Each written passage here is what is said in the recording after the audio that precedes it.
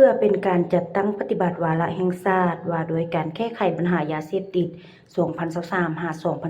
2023-2025 มาในวันที่ 12 กุมภาพันธ์ 2025 ห้องการกวดกาและควบคุมยาเสพติดกรมใหญ่ตำรวจลงสมทบกับแผนกสกัดกั้นและควบคุมยาเสพติดปกส.แขวงปกส.เมืองกำลังป้องกันชาติและภาคส่วนที่เกี่ยวข้องจำนวน 37 สหาย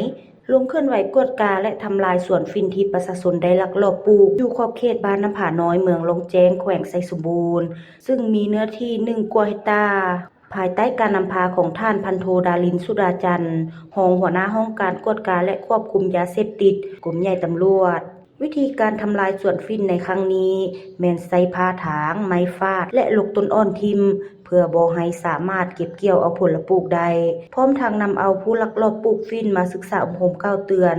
ชี้แจงสร้างความรับรู้เข้าใจ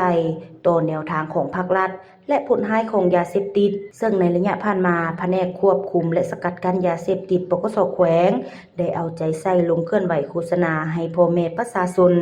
ได้รับรู้ถึงผลร้ายและภัยอันตรายของยาเสพติดโดยเฉพาะแม่นยาฝิ่นซึ่งเป็นสารกระตุ้นที่ออกฤทธิ์รุนแรงต่อระบบประสาทเป็นสารตั้งต้นในการผลิตยาเสพติดประเภทยาบ้าเฮโรอีนและส่วนผสมในการผลิตยาประเภทอื่นๆที่ผิดต่อระเบียบกฎหมายทั้งเป็นอันตรายต่อสุขภาพอันเป็นสาเหตุที่พาให้เกิดปรากฏการณ์ย่อท้อในสังคมเป็นต้นขี้ลักงัดแงะปุ้นจี้ชิงทรัพย์ฆ่าเจ้าเอาของและอื่นๆนอกนั้นเรียกร้องมายังทุกภาคส่วนในสังคมเป็นเจ้าการช่วยกันในการต้านและสกัดกั้นปัญหาดังกล่าวให้ลดน้อยถอยลงและหมดไปจากสังคม